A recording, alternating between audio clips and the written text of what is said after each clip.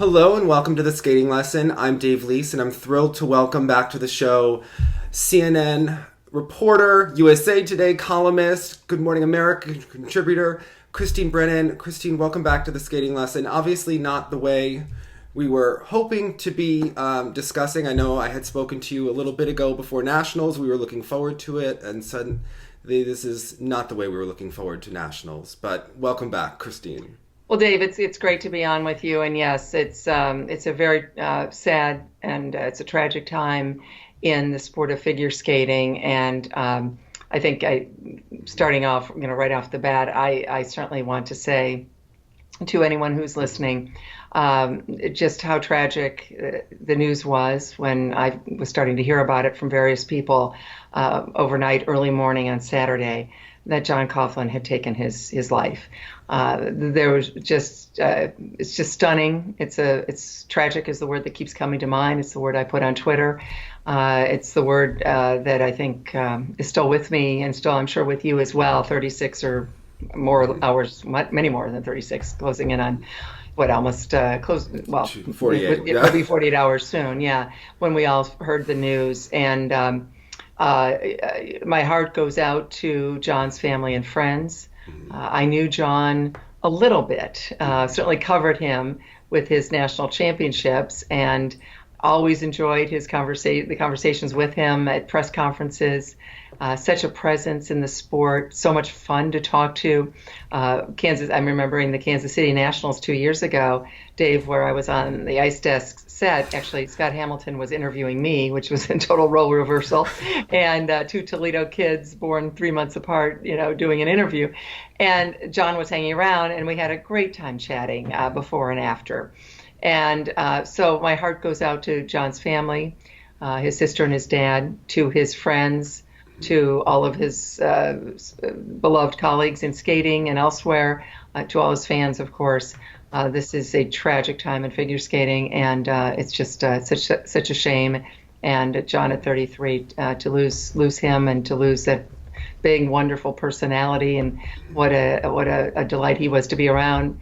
That is very, very sad, and certainly I send my condolences to the family, as I know you do as well. Absolutely. And John's only a couple months older than I am, and one of the most passionate people, I think, about figure skating. I mean, he worked for John Wilson Blades on the ISU Council, on the USFS councils, does clinics, performs in shows. I mean, just his whole life around figure skating. And I think that's part of what is so shocking and so tragic in all of this, is that this is someone who is such a part of the fabric of the sport. And on the other hand, we're dealing with the SafeSport allegations, and there's a lot that I want to really talk to you, because I think that the reaction has been really... it's been very emotional. It's been very heated. It's been very vitriolic at times. And I want to ask you about reporting about what is the civic duty. And unfortunately, this suicide comes on the hand of a SafeSport allegation, and that it's being lost somewhat in here. But there's been talk that it was the spread of rumors, the spread of innuendo, and I see it quickly that it's malicious gossip. That was being reported, and I want to ask you about what an unnamed source is, how this all works, because they didn't even, there were people that weren't happy with your quote today, or that you're not letting the body get cold. And I wanted to ask you about journalism, what your civic duty is, and what is really the role of journalism, because I know that I have gotten heat because I published a screen capture of the SafeSport allegation. It was 2 weeks ago from Friday, and I made that decision to post it after calling around to people to find out about this, because it hadn't been posted on the U.S. figure skating website. And I had, of course, seen that he had been giving clinics with Gracie Gold. There were images posted, and I thought that was really interesting, that it didn't seem like this was being reported. And I think that on one hand you have someone's reputation, but there's also a sport where minors are being involved. And I do have a platform, and I am aware of that, and I certainly don't have your platform, and I don't make any bones to pretend that I do. But I do think that parents who are minors in the sport have a right to know whether or not their child put them at risk, to be a part of that clinic. And I think that that's something that's really important. On the other hand, I certainly have empathy for a man's reputation. I didn't make any judgment call about it. I just posted it there, and then I shared your articles. But, there's been a lot of outcry about that, and I wanted to ask you about, your decision to report and, the thought process that you went through. Sure. And it is, there are a lot of issues here, and we should get into them. I'm glad we're talking about them. And that's one of the reasons I wanted to talk with you tonight as we're chatting, because this is a huge story.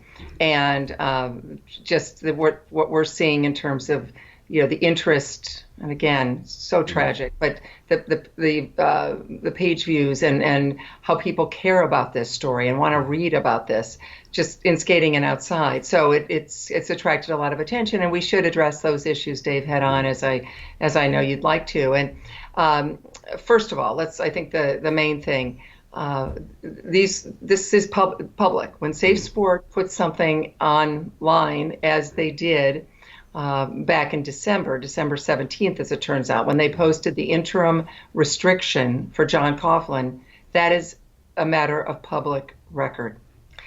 When I found out about it and then worked on the story and then put that out online on January 7th, and you said you'd posted it, which I was on the 4th. January 4th. Okay. That is absolutely appropriate. It's public. It is not innuendo or gossip. And in fact, I'll speak for myself as a journalist.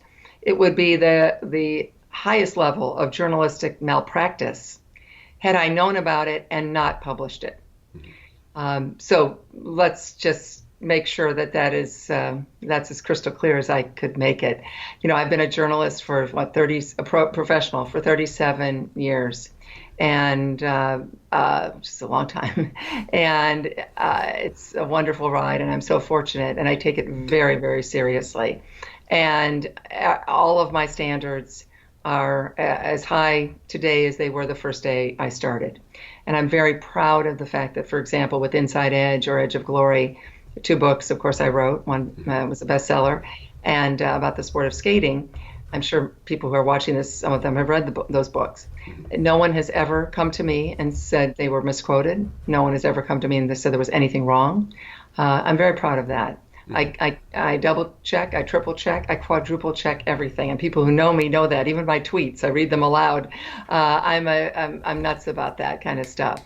And maybe it's worked, I don't know, but here I am all these years later, and I feel so fortunate to do what I do and to cover skating among so many other wonderful things I get to do, Dave. And so my standards were exactly the same on this story as they would be on any story, especially something as sensitive as this.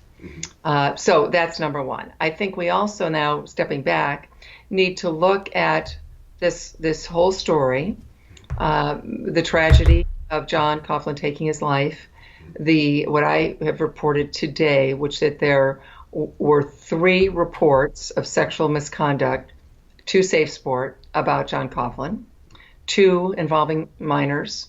The one came first, and that was the one that ended up being the December 17th restriction, temporary, interim measure restriction. And then the other 2 have come after that. And then that led to the suspension that occurred that I was able to break, that appeared on the SafeSport site, and I saw it and then put that out there on Twitter on Thursday night.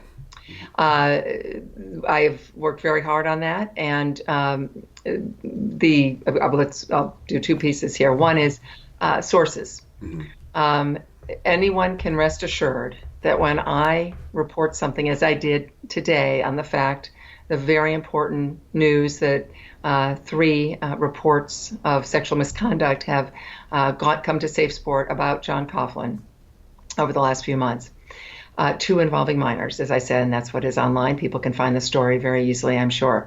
That not only was my ethics in checking and double checking and making sure that the person that was telling me this knew exactly what he or she was talking about, but also talking to my editors who make the same determination. And these are the people editing USA Today, and these are the people who I work with every day. We do this in consultation with one another. We spend time talking about it. We discuss the ramifications of it. And we are well aware of every single piece of the story as we continue to report it. And it is not gossip. It is, I would never, let's look at it this way.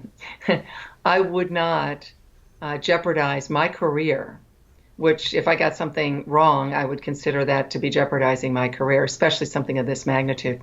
I would never jeopardize my career, much less the reputations of any number of people involved for on a lark or with gossip. I would never do that. So if you look at it from my perspective and the longevity of my career, which I'm not looking for any praise for that, I'm just saying it makes sense. It's common sense to figure that my standards were the same today on this very important story about the 3 reports of sexual misconduct against John Coughlin that went to SafeSport. My standards were exactly the same on that as they've been for my books and as they've been for everything else that I've reported my entire career. So that I couldn't take this more seriously. And as I said, the last couple of days, this has taken over, of course, the reporting on this and my trying to get through to the facts and realize what is gossip and realize who knows what and who doesn't.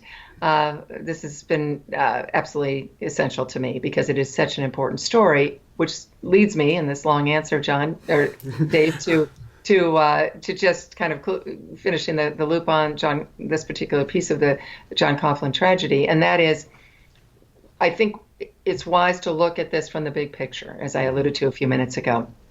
In 2016, right before the Rio Olympics, the Indianapolis Star broke the first news of the gymnastics scandal that was yet to come. And then Rachel Denhollander read that story and reported Larry Nassar. And I think everyone watching knows about what happened, the horrors of Larry Nassar. A year ago right now, that courtroom in Lansing, Michigan, the victim impact statement, one after another, that riveted the nation. And and people, moms and dads and fans and just citizens, Americans, anyone, people were crying out and saying, we cannot have this happen again. Mm-hmm. And so because SafeSport was started in 2017 as the vehicle and as the place where the idea would be where people could go and anonymously report sexual misconduct or allegations of sexual misconduct, the nation was demanding that. Mm-hmm. Our country people were saying, we've got to have a place. And then, and I know it's been said a lot because I've had friends of mine text me even the last few hours about this. Why can't it remain secret until it's taken care of? And by the way, adjudication or due process really isn't the right term, because if you're John Coughlin, if you're anyone in any sport, in Olympic sport, you have now signed on for SafeSport. Whether you're a coach, whether you're anyone. You're a mandatory reporter, and also you understand that you are going to be watched and have to live within the code and the guidance of SafeSport. That is what you've signed up for. So this is not a criminal matter, and it is not a matter that is that would affect people on the street. This is about people who've made the choice to be in the Olympic world, and that's so. John Coughlin knew that, of course. But when you think about it, so the key issue here, of course, for many people, and I understand the anger, and I understand the frustration and the sadness, and I do even understand the lashing out, people lashing out at journalists, people lashing out at me. I wanted to assure them that it is the last thing that ever came into my mind, and my reporting, I believe, was rock solid all the way through. But I do understand the furor and the anger, and they're looking for a place to put it, and so they're going after journalists. That's incorrect. It's wrong. It should not happen. It should stop. It's misplaced in every way, but I understand how it happens. Mm-hmm. And I certainly feel for those people because those who are angry, it's a tough situation. But keep in mind the reason why SafeSport puts names and, say, restrictions or suspensions out there for the public is because this country has decided we want that. Mm-hmm. Because of the terrible issue in gymnastics, there's been swimming, there's been taekwondo, there's others, that we want to give parents the knowledge and the information that someone might be under suspension or restriction. and when I say the nation, I do mean that. The reaction to Larry Nassar, Dave, was such that people want that. And so, folks, maybe it's time, maybe we're at a crossroads, and maybe we will go back and say, no, we don't want that. But that's been the mandate of SafeSport, and Congress has wanted that. I've covered all those congressional hearings with gymnastics and other NGBs, Dave, over the last year. And this is what people are clamoring for, is knowledge and information for parents and for young athletes to know who is on a SafeSport list. No one ever envisioned what would happen with John Coughlin. But that's how it happened. And it is not nefarious. It has been out in the open, and we've been discussing these issues all along. If you look at the big picture, at least you can place this tragedy within that big picture. Yeah, I think one of the important things is that repeatedly in each one of these cases with the national governing bodies, we hear about toxic cultures again and again and again. And I think it's hard because I think skating is having a light shown on it that they definitely don't want. No one wants it to come into your room. I think it's hard. I think there are a lot of, talking to different skaters about cultural norms in skating that are now being looked at. Obviously you have pairs skating together. People are different ages. I'm not saying that would happen here. I just think that there are things that happen in skating or by design. Ice dancers skating together, pair skaters skating together, how closely coach and athlete work together on things like lifts, on things that the intimacy that happens between a coach and an athlete, the traveling, the different, social mingling, that there are things that are being looked at now that are maybe uncomfortable. I think for the world of figure skating, we've seen it happen in gymnastics and diving, in Taekwondo, we've seen it happen in swimming. So I think it's coming to skating, and we certainly saw it with Andrew Laverick. And it was interesting there is that in Andrew Laverick's case, there was one alleged victim who filed a police report. He was arrested, but there wasn't backlash against Andrew Laverick. But he was not a beloved, huge king of the skating world, the way John Coughlin is, who is in the same fabric. And I know Andrew, and I posted that as well about him. And it's interesting about the reporting even there is that there was so much misinformation flying, going back and forth, after that was happening. I have to say, with John, it's very interesting, and I have a lot of questions for you, but, talking to someone is that it's the scene in Detroit right now, talking to a former judge who was there, certainly socializing with judges, talking to them, saying that there are a lot of things being swirled around. And one of the things that people forget is that the complainant, the alleged victim, in the skating world, people, unfortunately, do know who this person is. There are judges who are now angry about this person. Can this person ever choose to participate in the sport again, if they will? There's this fear about coming forward now. There are people who are very angry about the person who filed the initial report. And while it's not public, it is known in the skating community. So I wanted to ask you about the SafeSport process. And when something gets reported and gets on the list, how does it get on the list in SafeSport, Christine? And I think we keep hearing, unsubstantiated gossip, rumors. Is a rumor unsubstantiated gossip enough to get someone's name posted on a SafeSport list? What is the process? Because I think certainly after Judge Kavanaugh's hearing, there are people who see things one way, there are people who see things another, but people want to know is how much information does there need for someone's reputation to be put at stake? Well, there's a lot we don't know about SafeSport, and of course they do want to try to keep the names anonymous. That's the whole point. So I think that's really good because again, I have another piece out where I talked to the spokesperson for SafeSport, and as he said, they're getting terrible mayemails and threats at SafeSport, and this is Dan Hill I was speaking with, and as he said.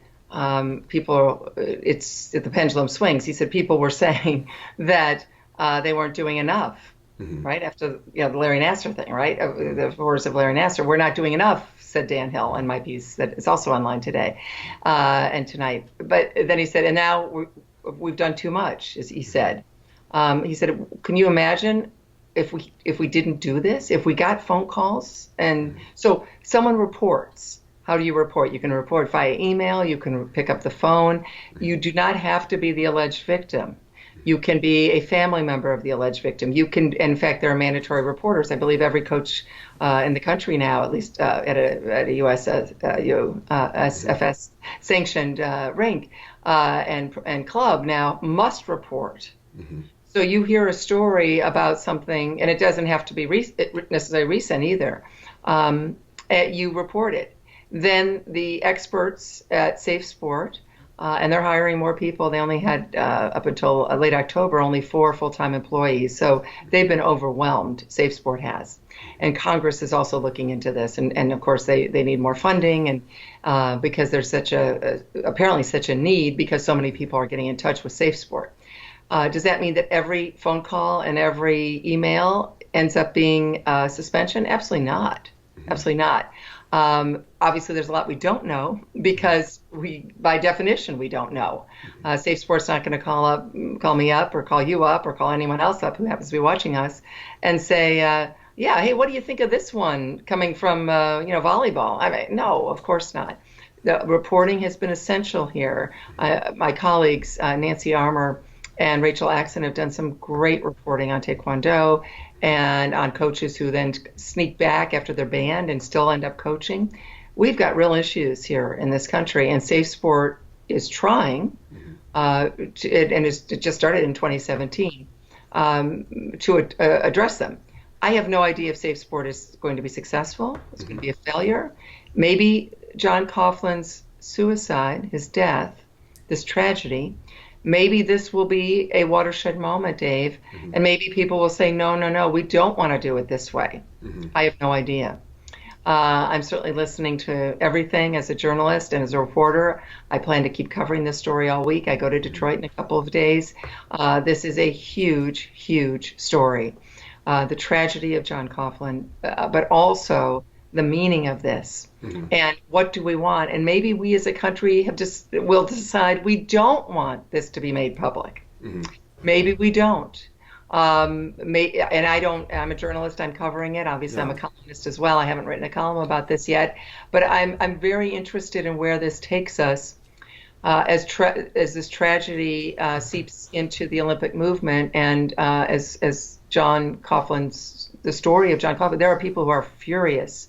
And how dare his name get mentioned at all? We know the stories that come from this, right? Just by being out there, then it's automatic guilt, right? And that's, of course, where we are in our Me Too world. That's not right. An allegation does not mean you're guilty. And I will say this too, Dave, just one other quick thought on that. I've only written now 3 stories about, or I guess 4 now, but only the story yesterday was only my second about John's death. The first was the one January 7th. So people think I've been playing this up a lot. No, I mean, I've written about other things in the interim. I put some things on Twitter, but again, nowhere near. This has not been overdone at all. And in that January 7th story, I emailed John Coughlin, and he emailed me back a couple hours later. I asked him for comment, and he gave me a long comment that I quoted at length, and he called the allegations unfounded. And I, of course, gave John that platform, and he took it, and of course I quoted him on his comments and calling it unfounded. So I think it is also important, as if there are those watching who are furious with my reporting, that there is one person that I know of, other than SafeSport, who gave John an opportunity to speak. And as any journalist should, it's journalism 101, to do that. It's absolutely essential. And I'm not looking for a pat on the back or praise, but it should be noted that he had that opportunity in USA Today, and he took that opportunity, and we gave him that opportunity to defend himself on January 7th. As exactly what a journalist should do, and we did that. And those who are furious should go back and look at that. And I did share that article on our page, and I think that if you have a large community. We cover skating, and some people are upset. They don't understand, why aren't you just talking about a good Let's Jump or a good step sequence? We talk about skating culture. They said, well, I thought the skating lesson was about skating. And we've discussed the big issues since our first interview with Ty Babylonia, which was our first show. We discussed anorexia. We discussed all sorts of issues, body image in the skating world. And there are things that I think are responsible that you have to do. I do have a couple questions for you, and I have an important point to make, is that John Coughlin's situation follows a very similar fact pattern to what happened with Alex Nador in gymnastics. Alex Nador, an Olympian, a national team member, had a SafeSport allegation against him. And when I posted that screen cap, one of the things I certainly knew from following it is that there were articles about the fact that Alex Nador had a suspension, like the one you wrote about John Coughlin. That was just the procedure for what was happening journalistically. It was even in, I believe, the local papers where he was living. Alex Nador did have an interim suspension, but that suspension was lifted, and he's now back. I believe he's a gym owner, and he's back coaching and planning potentially to compete to go for the next Olympic Games. So he has been able to. It's also interesting, someone of John Coughlin's stature, who is so beloved, had he cleared his name and given himself the opportunity to clear his name in court, as he did tell you that they were unfounded, had he gone to court and cleared his name, it is very likely that he would have been welcomed back into skating larger than ever. And I know that people have a hard time, but if you see the way that people are acting against SafeSport now, imagine if he cleared his name and was able to speak out against this in a press conference. In that, I'm sure you'd be one of the first people to write that story about what did happen. Because I think that would be journalistically one of the biggest stories probably of your career about writing about it. Now, I do have a question about people are upset, and I've heard this, that you tweeted a couple of times in a row the night that he was, it was upgraded from a restriction to an interim suspension. And I think people want to know, I think that, honestly, Christine, I think they're upset about the message in general, that they were not happy that this happened. But then there are people, why didn't she write a column? Why 4 tweets? 4 tweets seem so many. For one person, tweets seem passing and they seem not a big deal. For other people, it's the volume of tweets. They think that that is a large, that's too many. Why didn't she just say one thing? So I want to, ask about your thought process about that. Yeah, well, what we decided at USA Today was I wrote the one story on January 7th that, again, with John's quotes in it and just the facts of what had happened. And I think it would be premature to write a column because, of course, I don't know the facts. And if those who are concerned about journalism, well, there you go. That's how we think, that there's no reason for me to rush. I don't know what the truth is. I have no idea. So I'm sorry, go ahead. Well, you just said that you don't know the facts, and I think people are going to want me to ask you for clarification there. You did know that it was upgraded to a suspension, and the one comment that people are upset about is that you said that it is believed that multiple people came forward. And can you elaborate on that tweet and what that meant and what believed means, etc.? Because sure. And what I was saying about the column is I know what the facts are of what SafeSport's doing, but I certainly wouldn't columnize on whether what happened with John and with the allegations. That's what I'm saying. There's no reason I wouldn't columnize on that because it would trivialize an issue that is way too important. Believed to be was because of my reporting, and I was talking. I haven't counted, but I would say over the last since January 7th or so. I probably talked to, just as a guessing, either talk, text, email with probably between 25 and say 50, 40 people or so, maybe 30, 35, something like that. People in the sport and outside the sport to try to find out more about it. And on that Thursday night, it was becoming crystal clear. Well, there's 2 things. One, my reporting was continuing to tell me about potential other allegations other than the first one that I had heard was reported. The report by someone about John Coughlin and sexual misconduct. That, as talking to my sources, and again, there's quite a few of them and the range of people involved in all aspects of this. they said that the reason there was a restriction, which was put on December 17th, the interim measure restriction, and that would be restricting some of his eligibility within the sport, is that involved one person. Mm-hmm. So you're restricted because there's one person. Okay. Once it went to a suspension, again, in my reporting, which was extensive and exactly the same kind of reporting I've done for 37 years in my career. Once it went to a suspension, then people that I trust told me that means there are more than the one. Mm-hmm. Because if it was just the one, it wouldn't have been elevated to more. Okay. And so I could have said one more, but I wasn't sure because I was also hearing from sources, could be more than one more. And so I went with believed to be.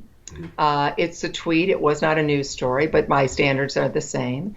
I did not believe that it rose to the level of another news story. The first tweet was, I'm not looking at them all right now, but the first tweet was about SafeSport. When I saw it, go to SafeSport, when I saw his disciplinary record elevated from restriction to the partial suspension, interim suspension. The second tweet was in talking with U.S. figure skating that he was going to be suspended there as well, which turns out to be mandatory because SafeSport is then the NGB has to follow what SafeSport does. The third tweet was the press comment, the comment statement from U.S. figure skating, which was sent to me, which included the exact detail saying that John Coughlin could not be in any way a participant in any capacity in U.S. figure skating, anything involving U.S. figure skating or the U.S. Olympic Committee. I'm paraphrasing there. That was the third tweet. And then the fourth tweet was, it dawned on me, and I believe it or not, I didn't even think from one tweet to the next that I would have another tweet at that point. So otherwise I would have probably done them as a thread. But I didn't even know that. So, and of course, who cares about that? I mean, your average person probably doesn't care. But proof that things were happening, and I just put it out there as another tweet because, again, we were not going to do a story on it. And a story would be rising to a much higher level for those than a tweet. So if that helps. Tweets are more like nuggets of information or quick hits, things like that, quick information. And then the fourth one was, it dawned on me that probably a lot of people who follow me on Twitter have no idea who John Coughlin is or are trying to figure out what this is about. So that's why I did who is John Coughlin or whatever. And I said he's 33 and he's building a big life for himself in skating, which is, of course, was totally true.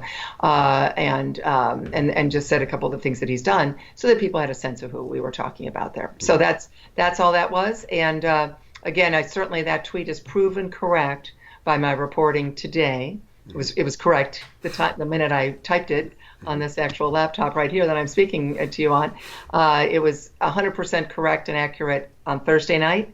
And if anyone doubted it, though, you now have my reporting that I believe is absolutely rock solid, 100%. Otherwise, we would not have done, even 99%, we wouldn't have reported it, but 100% correct that there are now 3 reports of sexual misconduct against John Coughlin with SafeSport. So I would hope that would put that to rest and hopefully is understanding, because I do think it's important, especially in this political climate, fake news and all the things that are going on about 4 miles away from me here in Washington. It's ridiculous fake news. Journalists work very, very hard. Journalists care desperately about our country, about our society. I think everyone knows I care about figure skating and many other sports, the Olympic sports in particular. And again, the standards and the double and triple checking are extraordinary, because I put my name on something, and I learned as a girl growing up in Toledo, Ohio, my father and my mom telling me this, my name was on something, then that was me. That was my work. And I'm only as good as the last story I write, the last column I write, the last TV appearance. I never take anything for granted. And the suicide of John Coughlin is tragic. As a journalist, I am going to continue to do my job as I should. And I think it's very important to I hope that people understand that without any opinion. And that's why I'm not doing columns right now, because this is news, and I am covering the news. And you're fact-finding. Well, doing my best, and I'll continue to do it. I think it's very, very important. And again, when you place this in the context of this conversation we've been having as a nation, I think the biggest sports story of the year last year was the Larry Nassar story in gymnastics, and the way the country reacted, and what we're asking for. So now we're looking at this, and maybe there will be questions, and maybe people will wonder. I also thought of this with John. When he emailed me that answer that day, and you alluded to this, Dave, a few minutes ago. I thought, it's very sad to think of this now that he's gone. But if you play this out, that John had, let's say he would then have been suspended by SafeSport and U.S. Figure U.S. Figure Skating, not allowed to be in the arena in Detroit or whatever. But let's say he had gone to a conference room in a hotel and said, I would like everyone to come, and the media.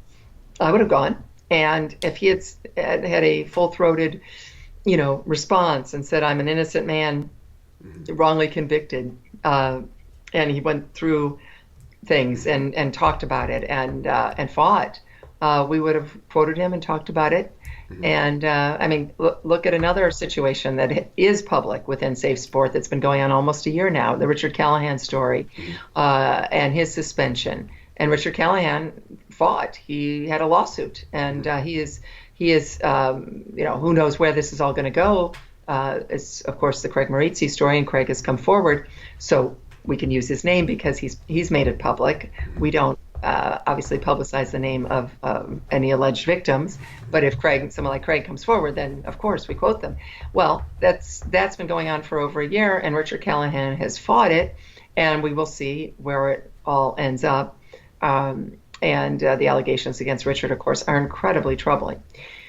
But he has fought it. And so there are so many things we don't know about John Coughlin. And I knew him to say hello and to be a very pleasant person to talk to. I didn't know John Coughlin. I think we've learned a lot about what we know about people and what we don't know about people in their lives over the last 10, 15 years with athletes and sports and politics and whatever. So we have no idea. I have no idea about where this would all go with John, would have gone with John Coughlin. But I do know that had he, I think what we're hearing from people, and what I haven't spent a lot of time looking at all this, but what I understand is out there on the internet is anger that he was tried and convicted on social media. Well, that is the perception, and now, of course, he's committed suicide. And that, of course, is if that's someone's perception, then that is their perception. That's what they believe. We're not going to probably change their opinion. But we know for a fact that it was not, the allegations were not proof. John had been convicted of nothing. First of all, it's not a court of law anyway. John had not, it was suspended. A suspension does not mean it's a conviction. All the things that are crystal clear within SafeSport and the rules and regulations, and that people know, those are the facts. Now, there's also the reality of our world today, the Me Too world, and that people probably jump to the conclusion that someone is guilty. That is unfortunate, and that's wrong. But that is not the fault of the journalist who's reporting the story. That is the fault of those who take those leaps and make those conclusions. Don't blame, the old line, don't kill the messenger. Don't blame the messenger. Don't blame the journalist for people jumping to conclusions. And I will never stop doing what I'm doing, especially on something that is public. Yeah. Again, I cannot stress when I found out that John Coughlin had the interim restriction on him, if I had ignored that, and then, just playing it out, let's say that someone knew that I knew it and didn't report it, I don't know what would have happened. It would have been a terrible, result, a terrible thing for me to not have done my job. And again, because if people then take this and run with it and make conclusions, I think we both agree they shouldn't let it play out. But if they do, Again, that is not the fault of those reporting it. Dave, that is not your fault. That is not my fault. That is not the fault of any other journalist who's out there reporting on it now. And there are, the many sites picking things up. It's not their fault. And I hope people understand that, that this is an incredibly sad time for John Coughlin's family and friends and for the sport of figure skating. But it is also a very important time for journalists to continue to do what we do. And I promise you, I will continue to do exactly that. Yeah, I have a couple just comments on what you said. I did share your tweets. I didn't know there were going to be 4. You didn't let us know ahead of time, Christine. So I think there was I did not know. There was some confusion. Why did you post so many about John? And I tried to post them in the comments underneath. I didn't know there were more coming. As you were reporting them, it was certainly of public interest. I think with Andrew Laverick, there has been no further interest in the story, and part of the problem, people don't cover figure skating. Another part of the problem, he's not as big of a figure in the sport of figure skating. The only information that I can tell you that I have on Andrew Laverick is that he's very adamant about clearing his name in court and feels confident that he will be able to do so. I don't know anything beyond that with him. That is the update as far as we know, but it's interesting because there was a police report there, and I believe the police report there is why one victim got him to an interim suspension. Now, another problem, and I see this very often in the messages that I'm receiving from friends of John Coughlin, is that they believe that he did not know what he was being accused of, what was against him from SafeSport, and they feel that he was in the dark and felt like his life was being taken away from him. I think another thing that people maybe who are fans of the sport may not know is that every person who works in figure skating in the United States has to be a member of the Professional Skaters Association. The PSA, in these cases, when someone has an interim suspension, they send out an email blast to every single member of the PSA, and they receive it. There was one that went out immediately after Andrew Laverick was arrested, and then once SafeSport made their determination and the USFS followed suit, the next day the PSA sent out an email blast about John Coughlin. They actually have made a statement, and I think it's important that we read it and discuss it, what they said. I'll read it. It says, from PSA President Christine Fowler-Binder and the Executive Committee of the Professional Skaters Association, we are all deeply saddened and still in shock by John Coughlin's death. He was a dear friend, respected coach, and advocate for our sport. As an organization, PSA is required to follow the U.S. Center for Safe Sport's rules and guidelines. The U.S. Center for Safe Sport has ultimate authority granted to them by the federal government over all national governing bodies. We, as a skating and coaching community, need to come together with a clear and unified front that advocates for change and reform. PSA will do everything in its power to advocate and support our coaches in this effort. Respectfully, PSA President Christine Fowler-Binder and the Executive Committee. So I think that's very powerful, and it certainly puts in the balance of two things that I think everyone is feeling. I think on one hand, you have to think about John Coughlin and the tragedy of a loss of life, and then you also have to remember of the alleged victims that are here that feel they want to be heard. Now, Dan Hill did talk to you about whether or not the investigation would continue, and I think that I wanted to ask about this because it's involving minors. Christine, my understanding is that SafeSport would need to find out if other people knew about that situation because it was minors. Is that correct? Right. What Dan Hill told me that he felt his first reaction was it would be unlikely. I asked, why is John Coughlin still suspended, right? If you look at the website. And by the way, this is a kind of macabre and a difficult conversation to even have. John, of course, is dead, but his family likely wants to clear his name, I would imagine. Well, and so, but he's still suspended. So I saw people asking. I had a couple of people ask me, "What happens now? Is there investigation?" So I asked Dan Hill, the spokesperson for SafeSport, and what U.S. Center for SafeSport, and what he told me was he thought it was unlikely it would move forward because they are not a punitive body. They are about safety. And he said, as sad as it is, the athletes in question, the people who came to SafeSport, obviously, with their reports of what they call, allegedly sexual misconduct against John, well, that, as Dan said, sadly, and you just kind of can't even believe you're saying this sentence, but there's no longer that concern, obviously.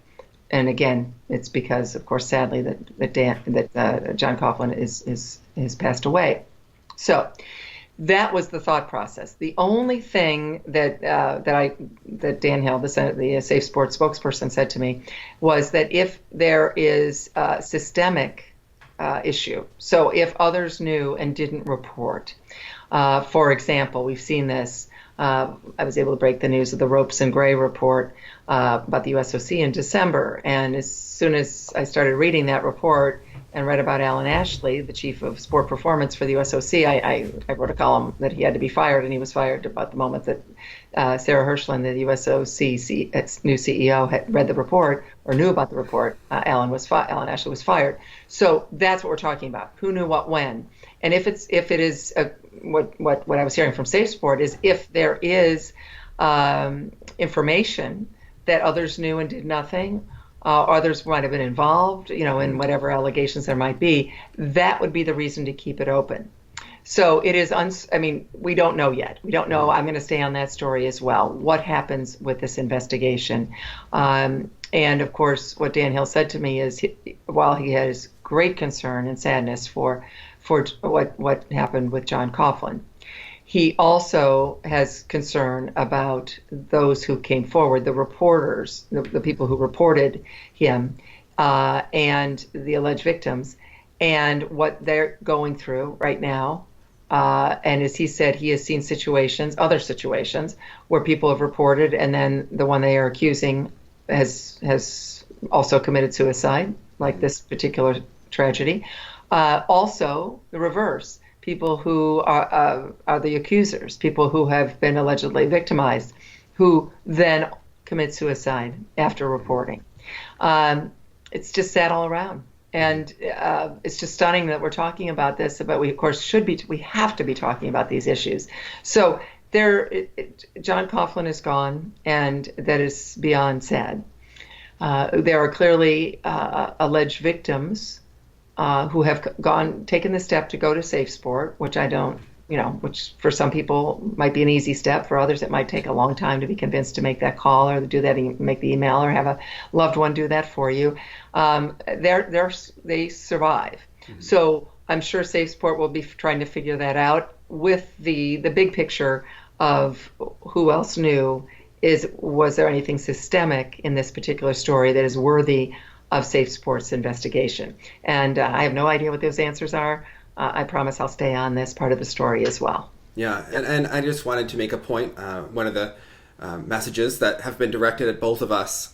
Actually, when I heard of the news of John Coughlin, there were already tweets that were saying, he committed suicide. Aren't you happy now? And I think that is certainly the last thing that anyone would want. I think suicide is an awful thing that has unfortunately touched probably almost everyone's life, as has unfortunately sexual misconduct, sexual assault. And I think that those are two things that we're certainly balancing. There are conversations about mental health happening in the sports, and I think that they hopefully will be some sort of a change moving forward in terms of how athletes are handled, how athletes are prepared for competition, and how ultimately they are protected. And I think the way you have to imagine that in some of skating competitions we've heard from over the years, you have minors, adults together socializing, alcohol.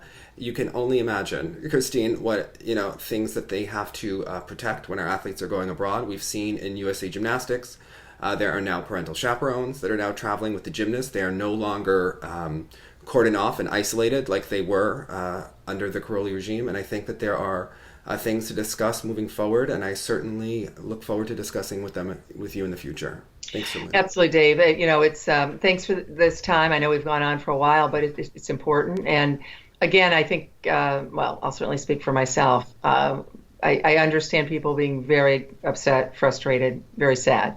And I've been at this a long time, and I'm not at all concerned. People want to attack me. Join the line forms over here. I'm not making light of it, but it doesn't concern me at all. I understand, and if this is, human beings are human beings, and in tough times, people sometimes will lash out. But I really hope we look at, and again, John, what he may have done or didn't do, what the victims allege, true or not true, what is all going to come of this, we don't know. I think it's very important when journalists say what we know and what we don't know, and where this story is going. It's much more than a story; it's people's lives, and we have great respect. You know, you and I and many others have great respect, of course, for all the pieces of this story. And the people involved in this story, real people, human beings, and the tragedy again of what John Coughlin did and his loss. But I think the bigger picture is this is not just a sports figure skating story, Dave, or a sports story. This is a national conversation. It's a cultural story. Gymnastics brought us to that national conversation the last couple of years, and we're here. And as I said earlier, we're at a crossroads. This is a very important time. And John Coughlin's death and his suicide, people are talking about it and aware of it. And if all of this can take us to a place where we're having the conversation about, as you said, keeping our kids safe, obviously protecting the rights of those who are accused but not yet found guilty of anything or found to have misbehaved in whatever forum, whether it be civil or criminal. Sexual assault and sexual abuse is real and it's terrible, and we want to do our best as a nation, I know, to eradicate it. And as a journalist, I'm following all the pieces of this, as are my colleagues, as you are, Dave, and so many others. So we're going to stay on it. But I think rage and irrational lashing out probably doesn't do anyone any good. And I know you have been the recipient of a lot, and that should stop. That should stop. This is public. This has always been a public matter, and that's what journalists do. And just to go and get angry about someone's reporting doesn't do anyone any good. And the reporting hopefully will be very helpful in the process of having this national conversation. Yeah, and I just wanted to say that I will leave this video up. I had done a video yesterday that I wound up taking down, and if anyone wants to know the reason for that, is because I had been contacted by the Daily Mail by a reporter who would not speak over the phone, said that they were in a busy place but wanted to ask questions. The questions then seemed like they were probing. I didn't feel like I wanted to get in a story that was about myself when I feel like it is about the grief. I felt like if they were going to write it, they could write what they want. I didn't want to be seen as taking away from anything to do with John Coughlin, his friends that were mourning, or the alleged victims. And I felt like that was the way the story was spinning. So I temporarily took the video down because I felt like giving something legs like that would be inappropriate. And I declined to speak with the reporter. But I just wanted to let people know that is why that happened. There were many questions about that. And going forward, I may or may not choose to put that up. But thank you so much, and thank you for coming on the skating lesson, Christine. Dave, I always get to talk, a tough topic, but an important one. Thank you very much. Thank you.